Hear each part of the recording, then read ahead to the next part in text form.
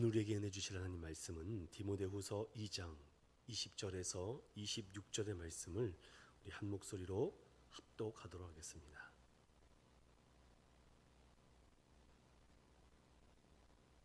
함께 봅니다. 큰 집에는 금 그릇과 은 그릇뿐 아니라 나무 그릇과 질 그릇도 있어 귀하게 쓰는 것도 있고 전하게 쓰는 것도 있나니 그러므로 누구든지 이런 것에서 자기를 깨끗하게 하면 귀히 쓰는 그릇이 되어 거룩하고 주인의 쓰심에 합당하며 모든 선한 일에 준비함이 되리라. 또한 너는 청년의 정욕을 피하고 주를 깨끗한 마음으로 부르는 자들과 함께 의와 믿음과 사랑과 화평을 따르라. 어리석고 무식한 변론을 버리라. 이에서 다툼이 나는 줄 알미라. 주의 종은 마땅히 다투지 아니하고 모든 사람에 대하여 온유하며 가르치기를 잘하며 참으며 거역하는 자를 온유함으로 훈계할지니 혹 하나님이 그들에게 회개함을 주사 진리를 알게 하실까 하며 그들로 깨어 마귀의 올매에서 벗어나 하나님께 사로잡힌 바 되어 그 뜻을 따르게 하실까 함이라. 아멘. 우리 자분들과 또 이렇게 인사하고 또 시작해 볼까요? 당신은 하나님의 소중한 사람입니다.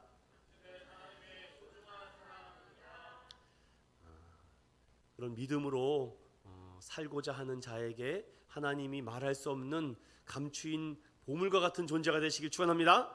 오늘 오후 시간에는요 좀 여러 가지 나라와 민족을 생각하면서 청년불패라는 좀 말씀을 함께 나누고자 합니다. 특별히 우리 나라 안팎에 여러 가지 지금 위급한 문제와 여러 가지 상황들이 곳곳에서 일어나고 있는데 이때에 우리는 어떻게 믿음으로 살아가야 되는가? 또 중요한 것은 승리하는 영적 지침서가 성경이라면은 이 성경의 말씀대로 우리가 따라 순종해야 되면 기독교만이 우리에게 정답이고 우리의 진리를 발견해 준다라는 확실한 믿음을 가지고 오늘 이 디모데후서 말씀을 집중적으로 우리 파헤쳐 보고 그 말씀 앞에 우리가 겸손히 무릎 꿇을 때 하나님께서 여러분과 저의 삶에 말할 수 없는 축복과 은혜를 주실 줄로 믿습니다. 오늘 제목 따라 해볼까요? 프로 크리스찬들은 누가 뭐라 해도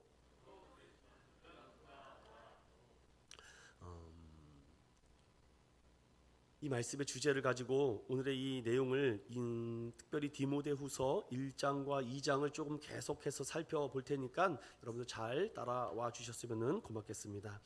여러분도 청년의 시대가 다 있었어요. 저도 그렇습니다. 지금도 청년과 같은 마음으로 살고 있어요.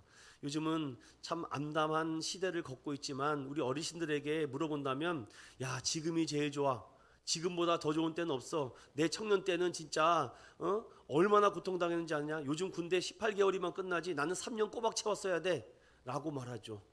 그때는 언제 어디에 포탄과 총탄이 날아올지 모를 정도로 군대에서 죽어가는 젊은 청년들이 얼마나 많았고 소리 소문 없이 다치고 사고당하는 일들이 얼마나 많은지 요즘은 언론이 정말 자유로우니까 조금만 다치고 조금만 해도 그냥 언론에서 막 이러쿵저러쿵 쏟아내고 있습니다. 어제까지 국가 애도 기간을 보내면서 저는 한 주간 동안 여러 가지 생각을 많이 들었습니다. 그래도 나름대로 말씀을 증거하는 하나의 지도자로서 이 문제와 이 상황을 어떻게 이겨내고 극복해 나가야 될 것인가.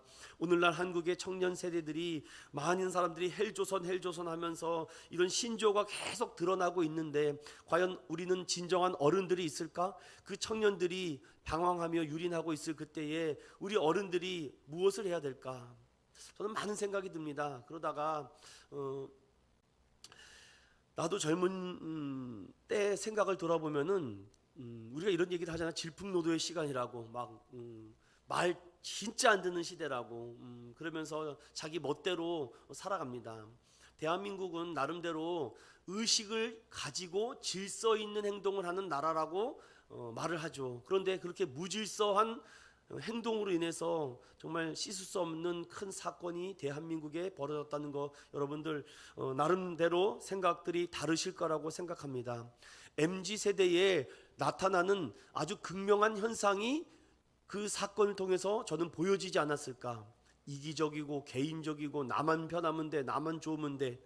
여러분 우리도 혼잡한 길을 다녀본 적 있습니다. 저도 옛날에 역삼역까지 강남역까지 출퇴근하면서 지옥철에서 정말 좀 속된 말로 찌부가 돼가지고서는 얼마나 출퇴근 때 고생을 했는지 모릅니다. 그러면서도 나름대로 그렇게 막 거칠거나 막 이렇게 행동을 하진 않았습니다. 제가 한 20년, 30년 전에는 그랬던 것 같아요. 근데 참 요즘은 사람들이 참 더 무서워진 것 같습니다. 참 이 현실을 빗대어서 보면은 이 젊은 신앙들에게 좌절하지 말라, 포기하지 말라라고 말을 하는데 결국 그들에게 무언가를 보여주지 않으면 비교의식과 열등의식에 빠져서 결국은 스스로 자초하여 무덤을 파고 있진 않는가라는 생각도 들었습니다. 오늘 이 말씀을 통해서 교회를 다시 바라보고 이 말씀이 우리에게 주고자 하는 메시지를 함께 살펴보고자 합니다. 먼저 우리가 조금 실제 상황과 현재 주소를 좀 정확하게 알아야 될 것 같아요. 우리 2022년도 한국교회 현 상황을 제가 그대로 민낯을 드러내겠습니다. 장로교회 대표 교단인 합동교단과 통합교단 두 교단이 있습니다. 이 두 교단이 교회 수만 해도 2만 개가 넘습니다. 그런데 지난 1년 동안 합동교단은 17만 3,378명이 성도가 줄었고 통합도 11만 4,066명이 감소했다 합니다. 교단에서만 1년 안에 거의 30만 명에 가까운 성도들이 어떤 사람은 증발했다 그러더라고요. 아니면 이탈될 성도들이 코로나로 인해서 이탈된 것이다라고 말하는 사람도 있고. 그런데 여러분 중요한 것은 이 30만에 가까운 성도들 중에 어떠한 세대가 이탈되었는가가 중요하죠. 뭐 어르신들이면은 좀 그럴지 모르겠지만 젊은 청소년과 청년 시대가 이탈됐다는 것입니다. 교회가 전혀 대안이 없이 청소년과 청년들이 이탈되는 것을 막지 못했다. 조금 더 찾아보니까 지난 10년간 비교해 봤더니 176만 명이 감소했다고 합니다. 합동교단만 57만 명, 통합만 46만 명. 이 감소로 두 개 교단만 10년 동안 100만 명이 넘는 사람이 지금 교회를 떠나고 가난한 성도가 되어가고 있다고 하죠. 그중에 많은 대부분의 교회들이 청년들이 사라져가고 있다. 100명, 200명 모이는 교회도 청년 5명이 없습니다. 뭐 안 믿어지시죠? 더 작은 교회는 청년부가 아예 없고. 왜 이렇게 없을까? 청년들이 없는 것이 아니라 청년들이 교회를 오지 않는 것입니다. 교단별로 이렇게 교회 학교 학생 수는 이미 심각하게 줄어들고 있던 이 상황에 어떻게 해야 될까? 저는 오늘 이 말씀을 중심으로 누가 뭐라 해도 우리에게 주시고자 하는 하나님의 메시지가 있기에 좀 아마추어 같은 신앙의 모습을 조금 내려놓고 프로 크리스찬들이 돼야 되지 않겠는가라고 생각을 하며 이 말씀을 함께 나누겠습니다. 청년 눌패, 청년아 울더라도 뿌려야 한다. 참으로 신실하게. 그리고 청년아 탁월하게 살아라. 청년아 때가 찼다. 제가 청년 때에 다 읽었던 책들입니다. 청년들에게 관해서 이렇게 외치는 목회자들이 지금도 있다라는 것에 참 감사하면서도 이 책으로만이 해결될 수 없는 문제가 더 많구나라는 생각이 저는 종종 듭니다. 특별히 이 책 중에 제가 아주 굉장히 깊이 읽었던 것이 이재철 목사님의 청년의 서신이라고 하던 청년아 울더라도 뿌려야 한다. 참으로 신실하게. 이 두 책은 정말 필독서가 될 정도로 우리에게 귀한 공감과 권면을 해주는 책이죠.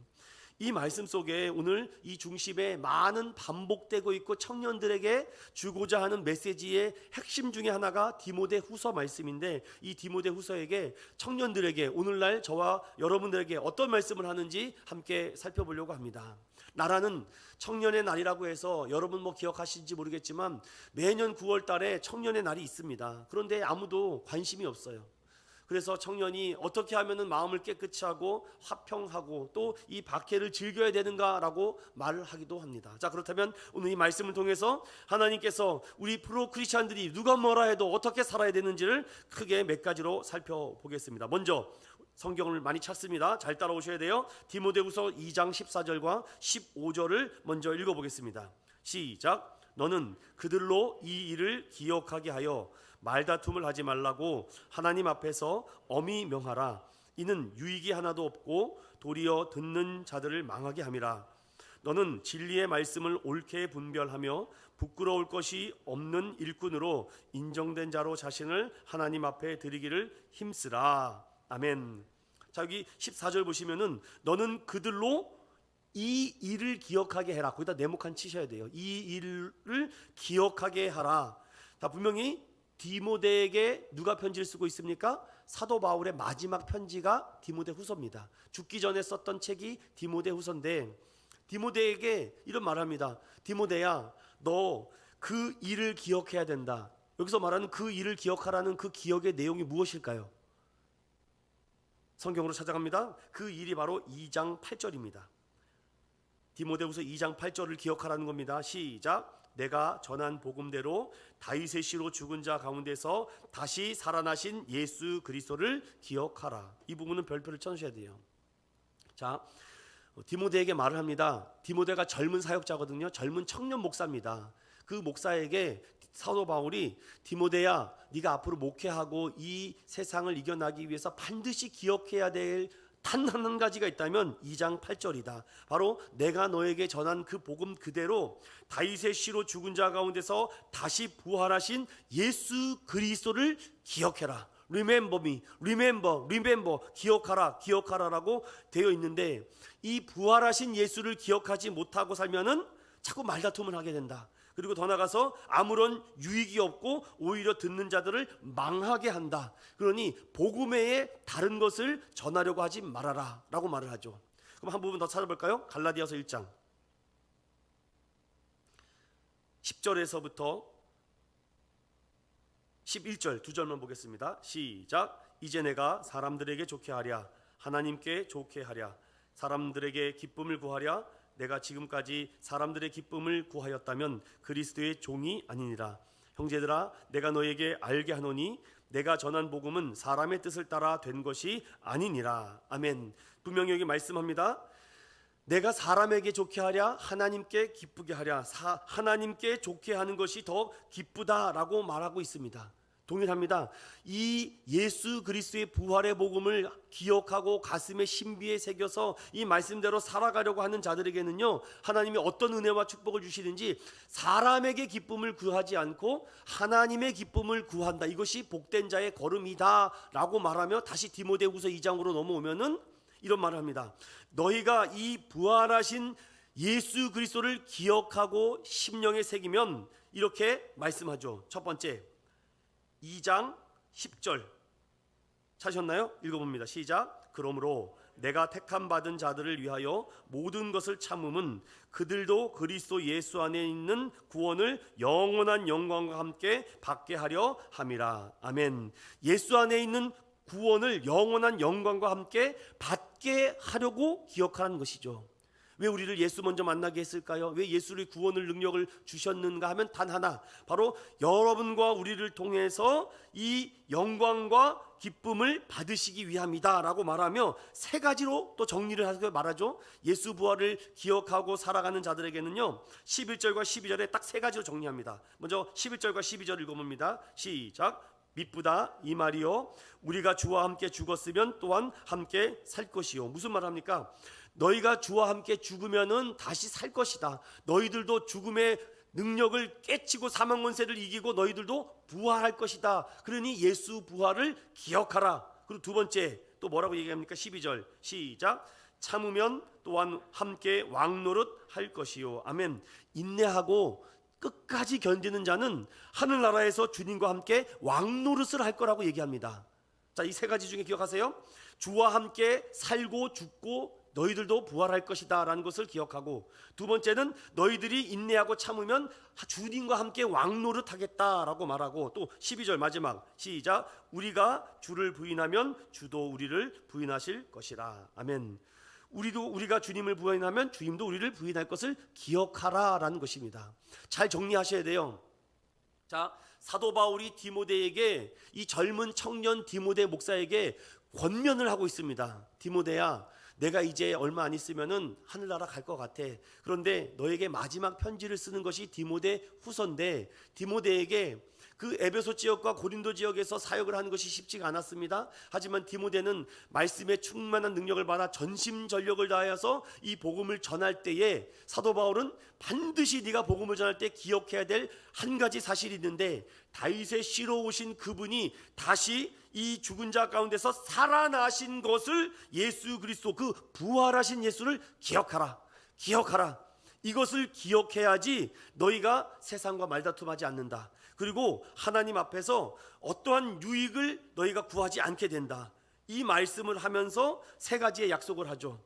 함께 주님과 함께 살 것이다. 왕노릇 할 것이다. 그리고 주님 앞에 부인하지 않으면 주님이 기억하실 것이다 라고 이 말씀을 하고 나서 사도 바울이 디모데에게 한 가지 추가적인 얘기를 더 하고 있습니다.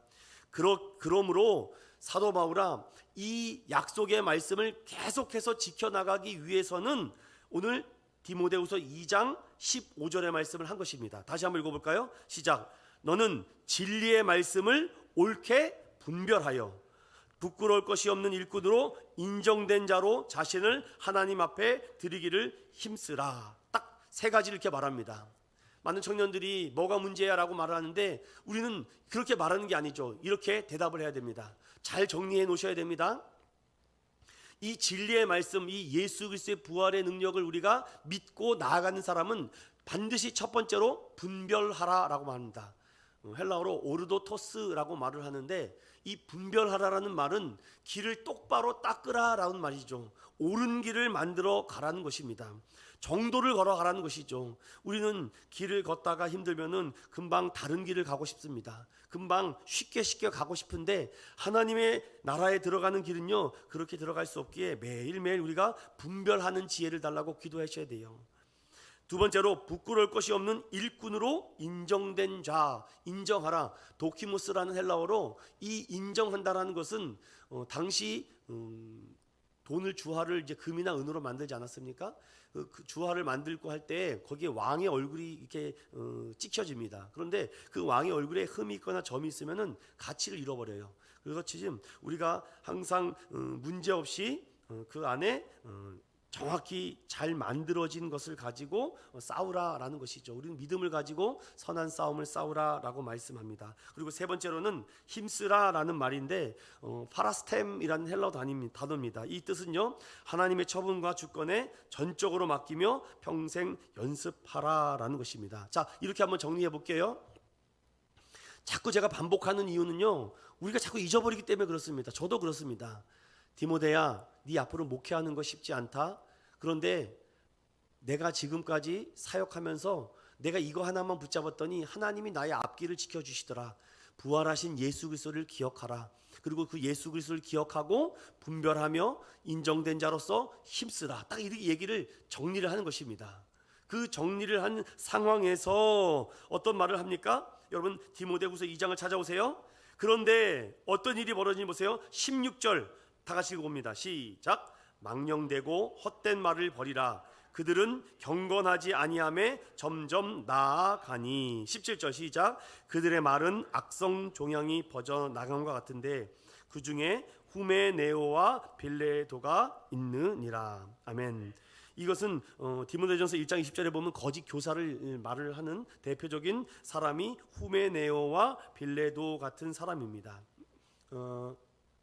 사도행전을 좀 연구해 보면요 사도 바울을 죽기 전까지 아주 괴롭힌 한 인물이 있습니다.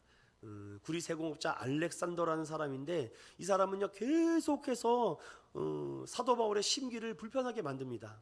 교회 안에도 성도들이 100명 있으면요 99명은 목회자를 기쁘게 합니다. 그런데 한 분이 아주 힘들게 하죠. 참 신기합니다. 어느 교회를 가도 참 그 한두 분이 참 마음을 힘들게 하고 어렵게 합니다. 오늘도 동일하죠. 그들은요 암덩어리 같은 존재다라고 이렇게 말할 정도로 후메네오와 이 빌레도에 대해서 얘기를 하는데 그 부분에 대해서 18절에는 이렇게 얘기합니다. 함께 읽어볼게요. 시작. 진리에 관하여는 그들이 되었도다. 부활이 이미 지나갔다 하므로 어떤 사람들의 믿음을 무너뜨리니라. 아멘.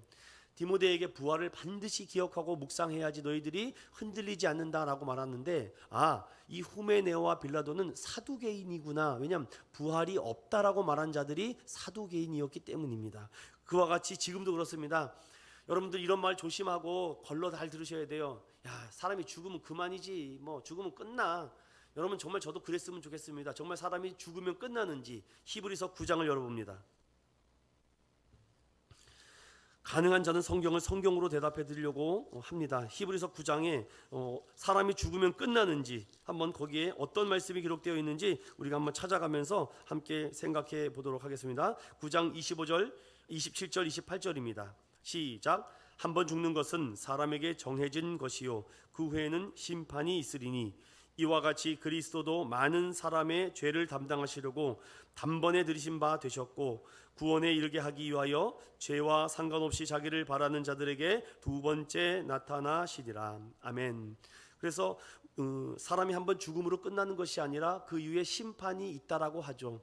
그래서 왜 이 심판을 면하기 위해서 우리에게는 참된 길을 열어주셨는데 그 길이 무엇입니까? 히브리서 9장 22절입니다. 22절 읽어보고 잘 별표를 쳐주셔야 돼요. 시작. 율법을 따라 거의 모든 물건이 피로써 정결하게 되나니 피 흘림이 없은즉 죄사함이 없느니라. 아멘. 피 흘림이 없으면 죄를 사하는 능력이 없다라고 하는데, 그러면 내가 그렇게 죄인입니까? 내가 그렇게 못된 사람입니까? 이것을 어디서 알 수 있습니까? 율법을 통해서 알죠. 그럼 우리가 또 성경으로 찾아가야 됩니다. 로마서 3장. 잘 따라오고 계시죠? 네, 감사해요. 로마서 3장 찾으셨나요? 찾으셨으면 로마서 3장 9절과 10절, 11절, 아니 3장 9절 10절 두 절만 읽어야 되겠다. 너무 깁니다. 시작. 그러면 어떠하냐? 우리가 나으냐? 결코 아니라 유대인이나 헬라인이나 다 죄 아래에 있다고 우리가 이미 선언하였느니라. 기록된 바 의인은 없나니 하나도 없으며. 아멘. 11절 읽어보겠습니다. 시작. 깨닫는 자도 없고 하나님을 찾는 자도 없고. 분명히 성경은 말을 합니다. 다 죄 아래 있기에 의인은 없다니 하나도 없다라고 분명히 성경은 우리 분명히 밝혀 말씀하고 있습니다. 그러니 우리가 이 말씀에 대해서 거부하거나 아니다라고 말할 사람이 그 한 사람도 없다라고 말을 하죠. 자, 그래서 우리가 이 하나님 안에서 이 죄를 발견하고 죄를 깨닫는 것은 율법을 통해서 알고 그 율법이 내가 죄인인 것을 알게 한다라고 성경은 분명히 우리에게 약속해 주고 있습니다. 그래서 모든 사람은 죄인을 범하였음에 하나님의 영광에 들어갈 수 없다라고 말을 하고 있죠. 자, 그러면 다시 디모데후서로 넘어와서 오늘 우리에게 주고자 하는 메시지가 무엇인지 조금 더 살펴보도록 하겠습니다. 자, 진리에 관해서는 그들이 자꾸 부활이 없다라고 우리의 믿음을 무너뜨린다라고 말합니다. 그래서 믿음 생활 잘한 사람들도 갑자기 믿음이 실추되어서 정말 생각하지 못했던 일들을 일어나기도 하죠. 그래서 교회 생활을 할 때 혼자서 믿음 생활하기는 어렵습니다. 디트리트 본 헤퍼의 성도의 공동생활이라는 책을 읽어보면은 분명히 그가 나치 동일의 협박으로 말미암아 심지어는 히틀러를 죽이려고 했던 목회자였지만 그가 40도 안 되는 나이에 죽기 전에 그런 고백을 하고 마칩니다. 내가 히틀러에게 복음을 전했어야 되는데. 어떤 그런 고백이 이렇게 나올 수 있을까? 마지막 단두대 앞에서 본 헤퍼 목사님은 그렇게 얘기를 했다는 거죠. 자, 그렇다면은 우리가 공동체 생활이 왜 중요하느냐? 혼자 믿음 생활 할 수 있을 것 같은데 여러분 우리는 연약합니다. 금방 무너지죠. 그래서 우리는 조직체가 아니라 공동체라는 걸 잊지 마세요. 우리 인천은영교회도 인천 그레이스 힐 커뮤니티 처치입니다. 커뮤니티라는 거예요. 공동체. 이 커뮤니티라는 말이 커뮤니온이라는 말에서 왔거든요. 이 커뮤니온이라는 말은 성내, 즉 성만찬에서 이어서 와서 커뮤니티가 된 것입니다. 그래서 그 커뮤니티를 이루며 그 안에서 커뮤니케이션을 이루어 나가는 거죠. 연합되고 하나 되는 공동체의 하나죠. 그런데 조직세계는 어떻습니까? 상하의 관계가 딱 있습니다. 그러니 상급자와 하급자의 관계가 조직사에게는 딱 있죠. 그러니 하급자는 무조건 상급자의 말을 복종해야 된다는 것이 원리 원칙이지만 교회는 그렇지 않습니다. 교회는 다 주 안에서 하나이기 때문에 형제 자매. 그래서 우리가 형제 자매라고 하는 것이 어떤 뜻입니까? 우리는 주 안에서 주의 떡과 주의 살을 먹고 마신 한 형제로 피로 이른 한 자매다라는 마음을 가지고 서로의 신분이 다 똑같다는 것입니다. 주 안에서 아들과 딸들이다. 그러므로 우리의 약간의 그 위치만 다를 뿐이지 다 주 안에서 하나이기 때문에 서로 부끄러워할 것이 없다라고 이렇게 말을 하죠. 초대교회사의 1세기 헤로도토스나 필립 얀시의 책을 보면은 당시 이 아둘람 공동체를 통해서 얼마나 많은 로마의 핍박이 왔는지 모릅니다. 그 핍박했던 이유가 크게 두 가지인데 너희들은 왜 우리의 로마 황제를 숭배하지 않느냐, 그것을 사람으로 해서 엄청나게 많이 죽였습니다.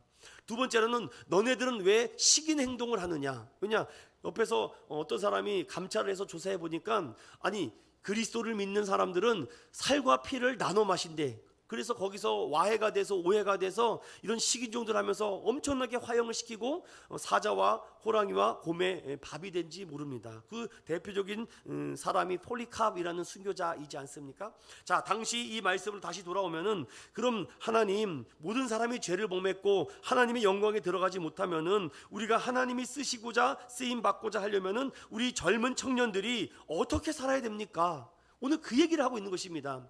프로 크리스찬들이 어떻게 살아야 되는가라는 것에 대해서 20절부터 22절까지 하는 말씀입니다. 한 번 더 읽어볼게요. 시작. 큰 집에는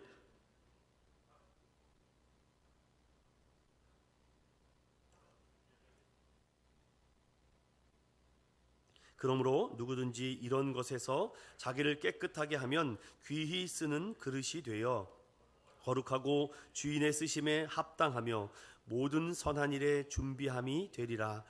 또한 너는 청년의 정욕을 피하고 주를 깨끗한 마음으로 부르는 자들과 함께 의와 믿음과 사랑과 화평을 따르라. 아멘.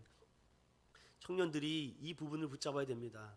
청년들이 대표적으로 여러분 한 분을 좀 소개해 드릴까요? 여러분 잘 알다시피 사지마비가 없는 닉 부이치치라는 장애인입니다. 그는 팔다리가 없이 태어났습니다. 목회자의 장남으로 태어났는데 부모는 그를 사랑으로 키우려고 했는데 그는 자신의 이 몸이 온전치 않은 것을 보고 수없이 물에 뛰어들고 죽으려고 자살 기도를 8살 때부터 했던 사람입니다. 그런데 그는 부모의 사랑이 그보다 더 컸기에 부모가 어떻게 하면은 이 부이치치를 온전하게 만들기 위해서 감싸고 안았고 끝까지 사랑으로 품어 주었다고 합니다. 여러분이 잘 알다시피 그는 비장애인이 다니는 중고등학교에 다녔고 그곳에서 그는 학생회장을 하고 호주의 로건 그리피스 대학에서 회계와 경영학을 전공할 정도로 그는 스케이트보드를 탈 줄도 알고 서핑도 할 줄 알고 드럼도 열 줄 알고 골프도 치고 컴퓨터도 하고, 아니 사지가 없는 사람이 일반 사람들보다 더 많은 것을 하는 사람이 닉 부이치치죠. 한국에도 왔었습니다. 그러면서 많은 젊은 청소년과 청년들에게 삶의 희망을 주며 허그라는 이 책을 쓰면서 좀 안아주라고, 그러면서 그 이 집회를 마치고 그 닉 부이치치가 그 테이블 위에 앉아 있는데 그 청소년들과 청년들이 그 부이치치를 이렇게 안아줍니다. 한번 그 영상 한번 보세요. 그는 아무것도 못하고 가만히 있는데 옹고 가면서 이렇게 안아주는 겁니다. 이렇게 허그하라는 거죠. 안아만 줘도 모든 게 치유가 된다고 합니다. 저는 종종 예수님께서 나를 안아주시지 않을까, 누가 뭐라 해도 나는 프로인데 왜 프로 정신을 갖고 있지 못할까, 내 안에 이 정욕을 조금 제거하고 깨끗한 마음으로 그 깨끗한 마음으로 의와 믿음과 사랑과 화평을 따라야 되는데 내가 오늘 어떠한 길을 가고 있는가, 그런 고민을 하면서 이 닉 부이치치에 대해서 그도 그렇게 말하지만 정말 피눈물 나는 노력을 했기 때문에 그렇게 되지 않았을까라고 생각을 합니다.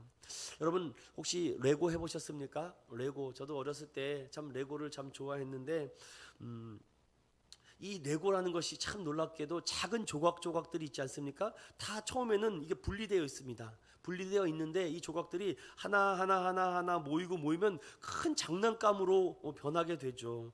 여러분 그래서 우리가 항상 청년 때에 그림을 잘 그려야 됩니다. 이 그림을 잘못 그리면은요 참 이 인생이 한 번에 확 돌아가죠. 저는 그런 생각을 항상 합니다.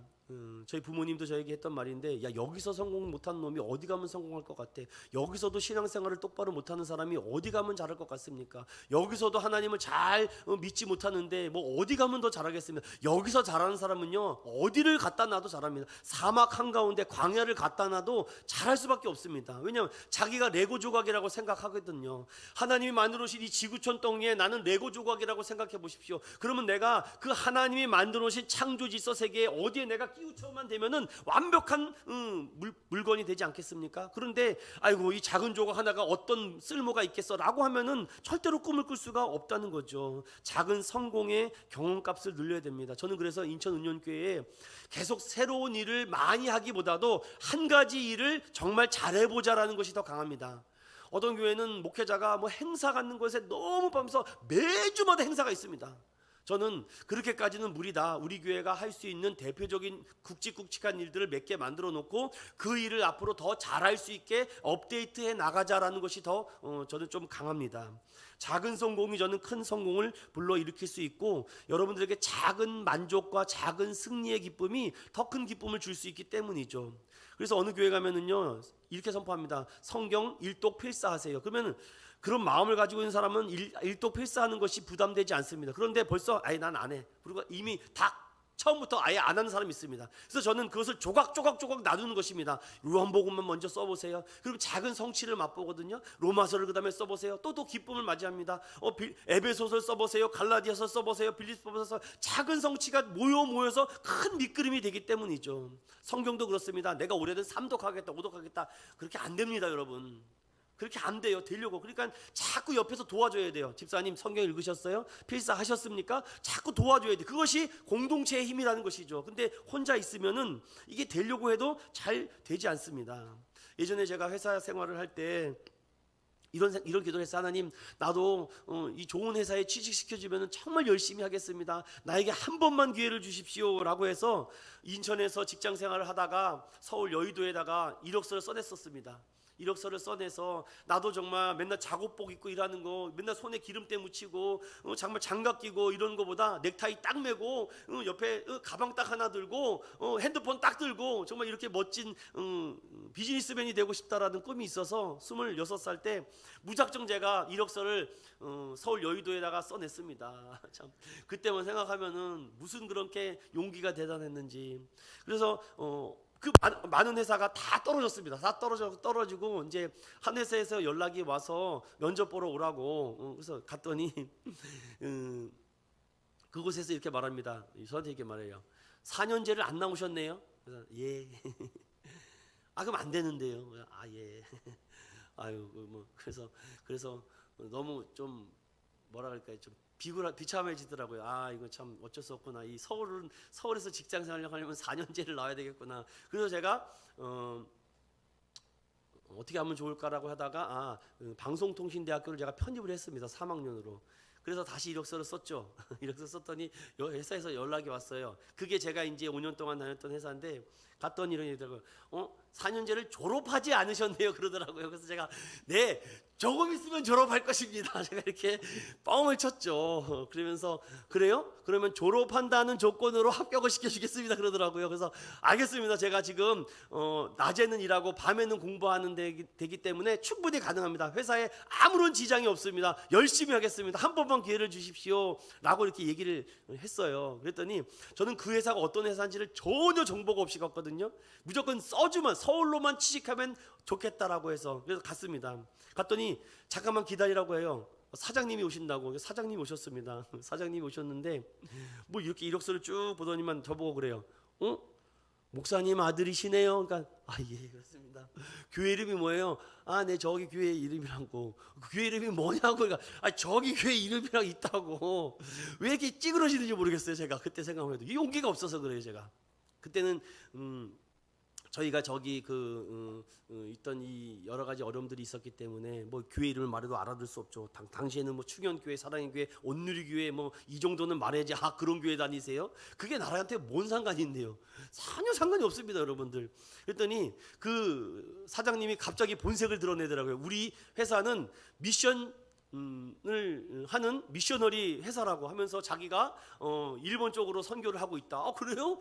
그럼 제가 열심히 하겠다고. 그러면서 갑자기 사장님이 저의 손을 꼭 잡으면서 기도를 막 해주시는 것입니다. 난 면접 보다가 기도 받는 건 또 처음 봤습니다. 기도를 막 받아요. 믿습니다. 아멘 아멘 꼭 합격해 주십시오. 그래서 다음날 갔더니 합격하셨습니다. 그래서 저는 목사 아들로서 합격됐습니다. 목사 아들이 합격됐어요.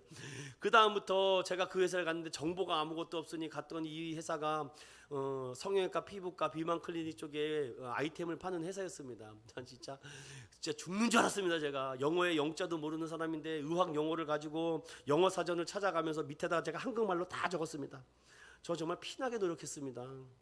정말 막 안 되는 영어 발음을 영어 사전을 찾아가면서 막 발음도 막 굴리고 하면서 얼마나 노력을 했는지 모릅니다. 그리고 밑그림을 그렸습니다. 하나님 하나님, 나 정말 이 새로운 일을 도전합니다. 나 정말 이렇게 화학을 공부하다가 의학을 지금 해야 되는데 자신이 없습니다. 하나님, 믿음을 주세요. 믿음을 주세요. 그리고 하나님, 열심히 하겠습니다. 그랬더니 정말 뭐라 그럴까요? 죽을 힘을 다해서 당했습니다. 제가 진짜 아침에 지옥철을 막 뒤집고 일어나면서 막 가서 출근하고 하는데, 그러면서 어느 순간 이렇게 어떻게 하면 이 회사에서 인정받을 수 있을까라는 생각을 갖고 있다가 나를 필요로 하는 회사를 만들어야 되겠다라는 생각이 들었죠. 그러니까 회사가 필요로 하는 사람, 그 어떤 사람일까? 저는 생각을 했습니다. 회사가 나를 필요로 하는 회사, 그러면 회사가 하기 싫어하는 일들을 제가 하기 시작했어요.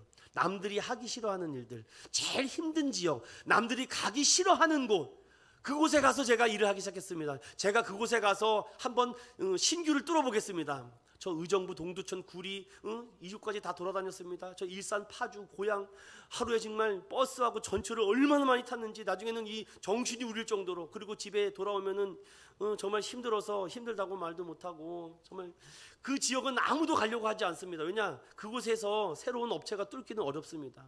그러나 제가 한 달 동안 정말 일을 갈고 다녔는데 정말로 안 되더라고요. 그래서 제가 막 병원 앞에서 막 기도를 했어요. 하나님, 저 원장이 눈이 뒤집어지고 시장님이 눈이 까디집어져서 갑자기 우리 물건을 사게 해달라고 얼마나 기도했는지 몰라요. 제가 그렇게 그때만큼 지금 기도를 해야 되는데, 그리고 들어가면은 퇴짜를 맞죠. 바쁘다 그러죠. 다음에 오라 그러죠. 세일즈맨 만나기 싫다고 하죠. 잊어버릴 수가 없습니다. 그런데 정말 어떤 눈 뒤집어진 원장 하나가 물건 하나 사더라고요. 그러니까 그런데 그것이 얼마나 기쁜지, 그러면서 정말 일이 하나하나 터지고, 석 달 동안을 제가 아마 뻥을 좀 더 덧쳐서 브로셔 3,000장 이상은 뿌렸을 것입니다. 명함을 한 700장 정도 제가 뿌렸어요. 진짜 막 이 서울 외곽 지역에 있죠. 왜냐면 이 강남의 노른자 땅은 안 주거든요. 이 젊은 놈이 뭘 한다고. 그런데 석 달을 제가 그렇게 하니까 사장님이 부르더라고요. 야, 너 한번 압구정에 들어가 볼래? 그래서 내가 저 자신 없습니다. 어떻게 저 그때 나이 27살이었죠. 청년이었습니다. 어떻게 할 수 있을까? 부모님들도 걱정도 많이 하시고, 그런데 한번 용기를 내서, 지금도 잊어먹지 않습니다. 압구정역에 딱 4번 출구에 내렸는데 뭐 한 건물에 병원이 막 여러 개가 있더라고요. 그리고 제가 꼬박 2년을 밑바닥을 걷습니다. 거기서 2년 동안을 제가 네가 이기나 내가 이기나 한번 해보자. 찜질방에서 많이 잤습니다. 제가 집에도 못 들어오고, 왜냐면은 다음에 출근하자마자 원장님을 만나려고. 그런데 여러분 아십니까? 제가 압구정 신화를 이룬 사람입니다. 제가 우리 회사에서 탑을 찍었어요. 최연소 팀장으로 제가 승진받은 사람입니다. 그리고 꿈을 꿨습니다. 하나님, 나도 정말 비즈너리가 되고 싶습니다. 비즈니스도 하면서 미셔너리도 하는 그 일을 해서 회사를 차리고 싶었죠. 그래서 우리 형태 집사님 보면은 내 꿈을 이루어가는 것 같아요. 제가 그 30살에 큰 회사를 제가 차리고 싶었습니다. 그래서 회사에다가 말을 했죠. 이제 저에게 기회를 달라고, 대리점을 내달라고 했더니 저보고 현찰 1억을 갖고 오라고 하더라고요. 현찰 1억은 먹고 죽을 것도 없다고 제가 그랬더니 그때 생각이 참 많이 나면서, 저는 작은 레고 조각이라고 항상 생각했습니다. 그러면은요, 어디 가서든지 인정을 받는 것 같아요. 내가 큰 장난감이라고 생각하지 말고 나는 작은 레고 조각이라고 생각을 하니까 내가 할 일이 보이기 시작합니다. 남들이 하기 싫어하는 일을 하면은 인정받아요. 남들이 다 하는 일을 하면요, 인정받지 못합니다. 저는 다 그렇습니다. 요즘 교계가 많이 시끄러운 것 중에 하나가 이런 거죠. 그 다음 후임에 대한 문제들, 이런 문제들. 여러분, 교회는 원칙적으로 청빙을 하는 것입니다. 청빙을 하는 것이에요. 모셔가지고서는 교회가 담임 목사님을 준비해서 맞이하는 것이 성경적 원칙입니다. 그런데 요즘 어떻게 합니까? 무슨 청빙을 합니까? 이력서 왕창 받아가지고 걸러내죠. 탈락. 청빙의 원리가 아닙니다. 청빙위원회는요, 다른 교회에서 담임 목회를 하고 있는 분들을 유심히 지켜봅니다. 해석 설교도 들어보고 그의 인성과 인품을 들어보다가 우리 교회 담임 목사로 모실 그런 충분한 자질이 된다 그러면 그 교회의 청빙위원들이 가서 모시고 오는 겁니다. 이게 청빙의 원리입니다. 근데 대한민국은 이것이 갑자기 이상해져서 그냥 이력서 가지고 다 걸러낸 다음에 제일 우리 교회의 스펙도 맞고 이런, 그래도 나름대로 교회의 위치와 상황도 맞는 사람을 데리고 오죠. 그러니 박사 외에는 청빙이 안 되는 것이죠. 말만 청빙이지 자기네들이 원하는 사람을 데리고 오는 것입니다. 사랑하는 믿음의 성도 여러분, 제가 왜 이런 얘기를 자꾸 드리냐면은 청년들이 지금 굉장히 이런 것 때문에 자신이 레고 조각이라고 생각해 본 적이 없습니다.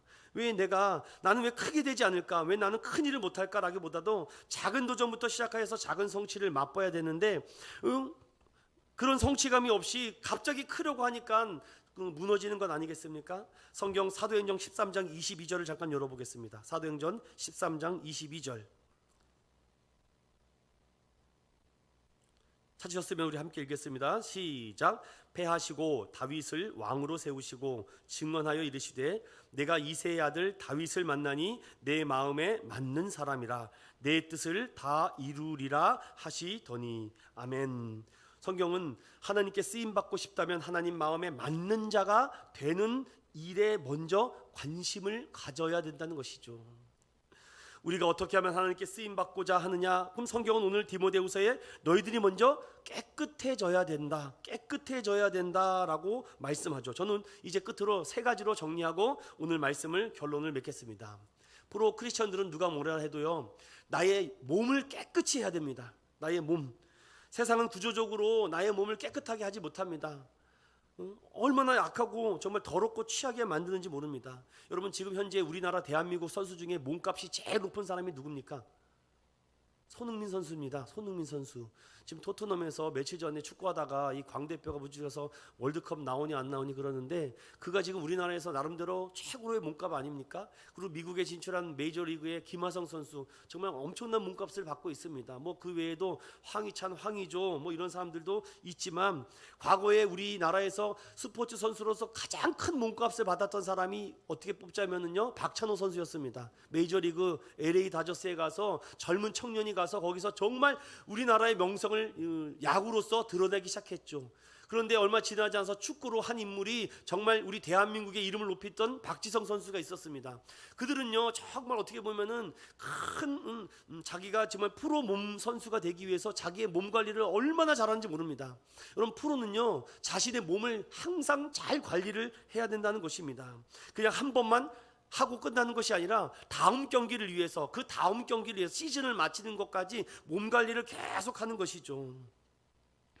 저도 며칠 전에 건강 저기 가서 이렇게 받았는데, 이제 검진을 받지 않습니까? 그래서 이렇게 조영술까지 받고서는 이제 다 받았습니다. 통과했는데 혈압을 재는 타이밍이 왔어요. 그래서 혈압을 재라고 이렇게 이제 오른손을 이렇게 넣었는데 띠 소리가 납니다. 혈압이 168에 124가 나온 거예요. 고혈압입니다. 잠시 쉬었다가 다시 받으세요.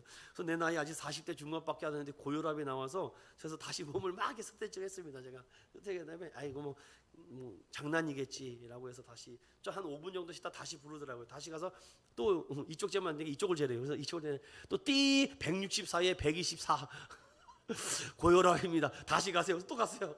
이상하다. 나는 지금 멀쩡한데 왜 그러지?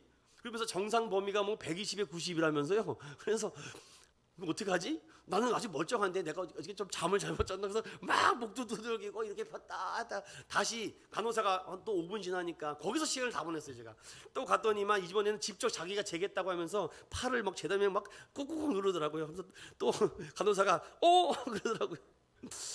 띠 소리는 안 나더라고요. 기계가 아니라서 왜냐면 이게 혈압이 통과가 돼야지 다음 검진 단계가 넘어가는데 안 되니까 그냥 제가 90이라 일단 써드릴게요 하면서 통과를 시키더라고요. 그리고 나중에 확인을 받으라고 160에서 떨어지지 않는다고 합니다. 제가 멀쩡한데 왜 그런지 모르겠어요. 그래서 집사람한테 얼마나 혼나는지 몰라요. 몸 관리를 그따위로 하냐고. 그래서 정신 똑바로 차리라고. 그래서 내가 차려 보겠습니다, 여러분. 그래서 뭐 혈압이 제가 안 떨어진대. 왜냐면 거기서 그래요, 의사한테. 왜 그렇습니까? 스트레스를 많이 받네요. 그래서 그렇습니다. 뭐 받을 때도 있고 안 받을 때도 있다고 하니까 조심하시라고, 큰일 난다라고 얘기를 하더라고요. 그래서 만약에 혈압이 막 190, 200까지 넘어가면 정말인데, 고혈압에서 이제 위험 단계 168까지 넘어가는데 보통 이게 5분 10분 지나면 떨어지는데 안 떨어진다라고 이렇게 얘기를 하더라고요. 그래서 그렇게 신경 쓸 것도 없는데 뭘 그렇게 신경 많이 썼다고 그러는지, 여러분 육신의 몸을 항상 건강하게 잘 관리해서 저도 한번 열심히 관리를 해보려고 합니다. 두 번째로는 여러분, 마음과 생각을 깨끗이 해야 된다라고 하죠. 여러분, 로마서 7장 20절과 21절 잠깐 열어볼까요? 로마서 7장 20절과 21절 함께 읽어보겠습니다. 시작. 그러므로 내가 한 법을 깨달았노니 곧 선을 행하기 원하는 나에게 악이 함께 있는 것이로다. 내 속사람으로는 하나님의 법을 즐거워하되. 자, 여기까지만 보겠습니다. 자, 여기 보면은 내가 한 법을 알았는데 그 곧 선을 행하기 원하는 나에게 악이 함께 있다. 참 선과 악이 같이 공존하면서 우리를 막 괴롭히는 것 같아요. 우리의 생각과 우리의 몸이 얼마나 따로 노는지, 우리 외모는 얼마든지 화장이나 뭐 예쁜 것으로 변신할 수 있는데 우리의 속마음은요, 이게 잘 깨끗해지지가 않는 것 같습니다. 그러면서 우리가 날마다 우리 정과 욕심을 십자가에 못 박지 않으면은요, 우리가 정말 일어나기는 어려울 것 같아요. 그러면 우리의 마음과 생각을 베드로는 이렇게 말합니다. 베드로전서 5장 6절과 7절을 읽어볼까요? 베드로전서 5장 6절과 7절.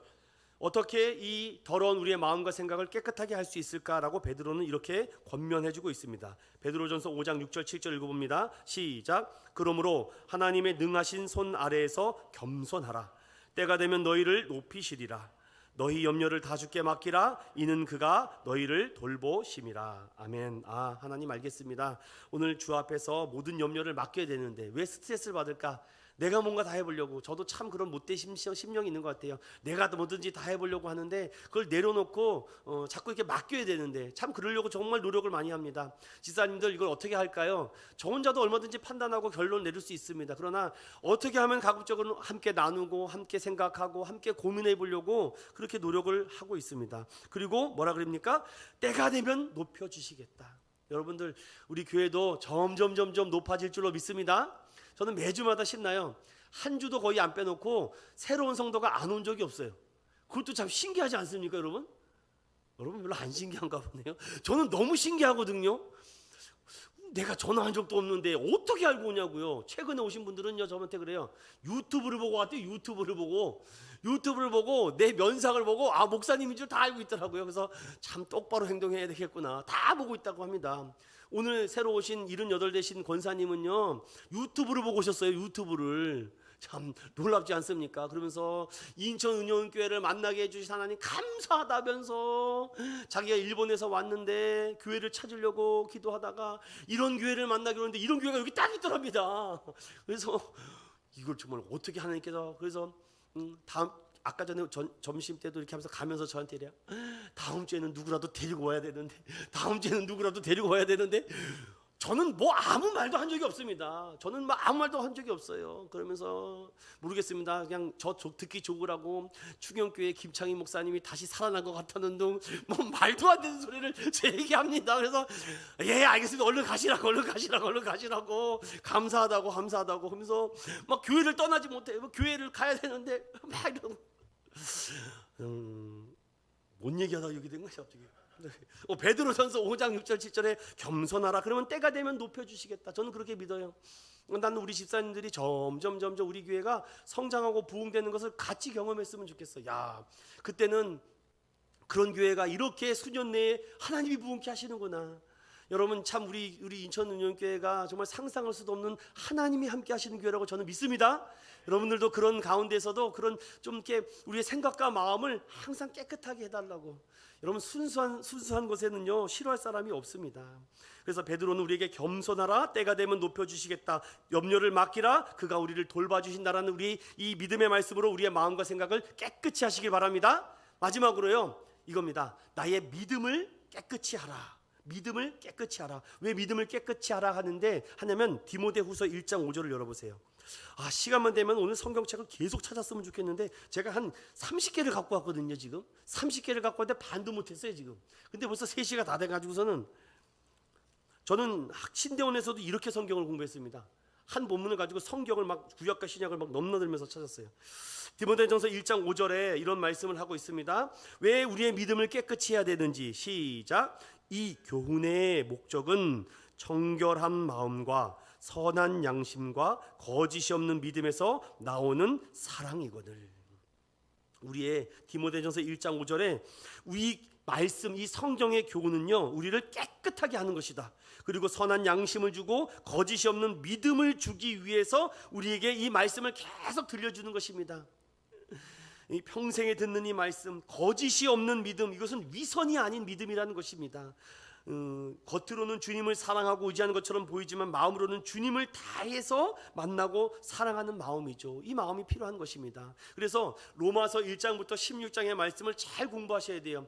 1장에서는요 이 세상의 모든 죄를 말하고 있습니다. 그리고 2장에는 유대인의 죄를 통해서 그들이 얼마나 죄인인 것을 알려주고, 그 다음에 3장에는 온 세상의 죄를, 이 이방인의 죄에서 온 세상의 죄를 너희들이 감당할 수 없다라고 말하며 이 죄를 해결할 둘째 아담이신 그리스도가 너에게 오셔야지만 너에게 죄인 없을 때, 죄 기약 없을 때, 원수 되었을 때 너희들에게 잠자는 자들의 첫 열매가 되겠다 하며, 이 아브라함의 언약으로 유업을 받은 너희들에게 이 둘째 아담 되신 예수 그리스도께서 너에게 영광과 존귀를 받게 하신다. 너희가 환난은 연단은 연단은 인내는 소망을 이루게 할 것이다. 그러나 너희에게 죄가 있다. 이 율법의 죄를 뛰어넘어야 된다. 죄의 삭스 사망이요 하나님의 은사는 예수 그리스도 안에서 너희를 향하신 생각과 평안을 너희가 충분히 주면서 이 죄를 이기기 위해서 너희가 성령을 받아야 된다. 이것이 로마서 8장 아닙니까? 그러므로 너희를 결코 정죄함이 없나니 부활의 영광 되신 주님께서 이 고난 가운데 성령의 충만함을 받으라. 그럼 너희가 새 사람이 되겠다. 너희를 정하시고 부르시고 뜻하신 곳으로 걸어가겠다.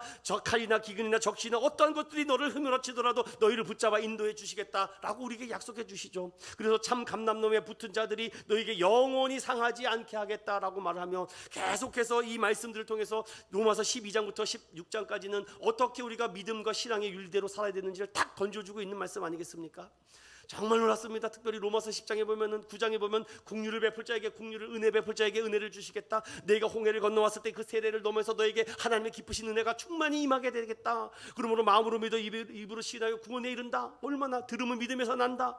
여러분 이 로마서를요 꿰뚫어야 됩니다. 꿰뚫지 못하면은 이 교리의 뼈대가 딱 잡혀 있으면 어떠한 이단과 사이비가 와도 딱 보이게 됩니다. 저는 로마서를 여러분들이 다 외웠으면 좋겠어요. 외울 줄로 믿습니다. 난 못 외우겠다 하면 로마서 8장을 부지런히 외우세요. 그래서 마지막으로 이 나의 믿음을 깨끗이 하려고 하면은 어떻게 되느냐? 로마서 12장